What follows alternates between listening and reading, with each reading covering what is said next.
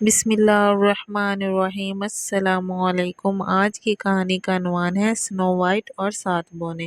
ایک طویل دل کو چھو لینے والی کہانی اردو میں پیش کی جا رہی ہے۔ باب اول، حسد بھری ملکہ۔ ایک دفعہ کا ذکر ہے، ایک دور دراز بادشاہت میں ایک نہایت خوبصورت نیک سیرت شہزادی پیدا ہوئی۔ اس کا رنگ دودھ جیسا سفید، دل نرم و ملائم، اور اسی لیے سب سے اسے سنو وائٹ کا نام دیا گیا۔ بچپن ہی میں اس کی والدہ کا انتقال ہو گیا اور اس کے والد بادشاہ نے ایک اور عورت سے شادی کر لی۔ نئی ملکہ نے بے حد حسین مگر دل کی نہایت ظالم اور حسد کرنے والی تھی۔ اس کے پاس ایک جادوئی آئینہ تھا جو ہر روز اس سے پوچھتا تھا، آئینہ آئینہ دیوارے پر سب سے حسین ہے کون اس شہر میں؟ اور جب تک آئینہ ملکہ کا نام لیتا وہ خوش رہتی، مگر ایک دن آئینے نے جواب دیا، اے ملکہ، تو خوبصورت ہے مگر سنو وائٹ سب سے زیادہ حسین ہے۔ یہ سن کر ملکہ کا دل حسد سے جلنے لگا۔ باب نمبر 2، سنو وائٹ کی جان کا خطرہ۔ ملکہ نے ایک شکاری کو بلایا اور حکم دیا، سنو وائٹ کو جنگل میں لے جا کر ختم کر دو اور اس کا دل لا کر مجھے پیش کرو۔ شکاری سنو وائٹ کو لے گیا، مگر جب اس نے اس معصوم لڑکی کی آنکھوں میں خوف اور معصومیت دیکھی تو اس کا دل پگھل گیا۔ وہ بولا، دوڑ جاؤ بچی، جتنا دور جا سکتی ہو جاؤ، اور کسی کو کبھی مت بتانا میں نے تمہیں چھوڑا ہے۔ سنو وائٹ خوف زدہ اور روتی ہوئی جنگل میں بھاگتی رہی، جب تک وہ تھک کر ایک چھوٹے سے خوبصورت گھر کے سامنے نہ رکی۔ باب نمبر 7، بونوں کا گھر۔ یہ دراصل ایک 7 بونوں، چھوٹے چھوٹے بونوں کا گھر تھا جو جنگل میں کان کنی کرتے تھے۔ سنو وائٹ نے گھر کو صاف کیا، کھانا بنایا اور ایک کونے میں سو گئی۔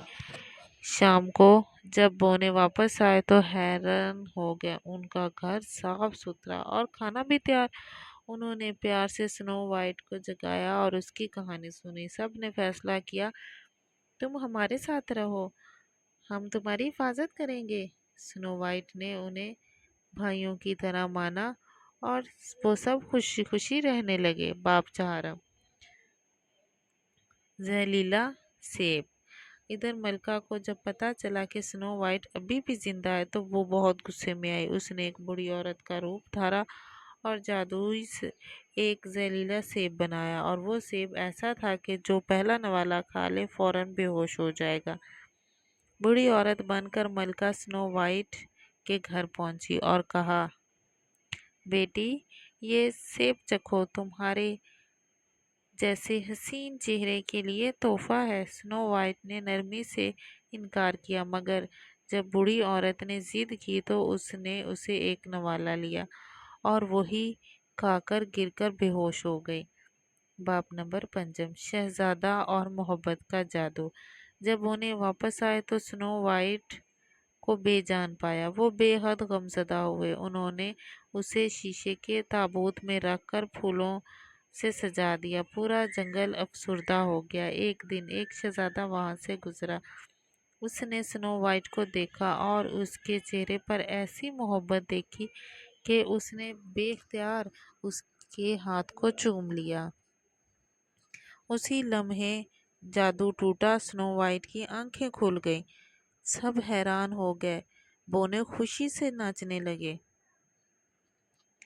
باب 6، انصاف اور نئی زندگی۔ سنو وائٹ نے سارا ماجرا شہزادے کو سنایا۔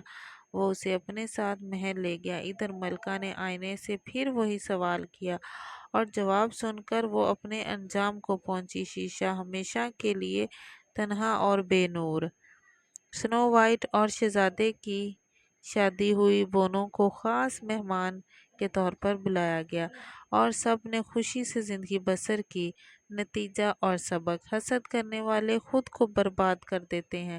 محبت میں سچائی ہو تو وہ ہر جادو کو شکست دیتی ہے۔ معصومیت اور نیکی ہمیشہ بچائی جاتی ہے، چاہے حالات کیسے بھی ہوں۔ اگر آپ کو میری یہ کہانی پسند آئی ہے تو میری کہانی کو لائک اور شیئر کیجیے گا اور میرے چینل کو سبسکرائب کیجیے گا تاکہ آپ کو میری مزید آنے والی کہانیاں سننے کو ملے۔ اللہ حافظ۔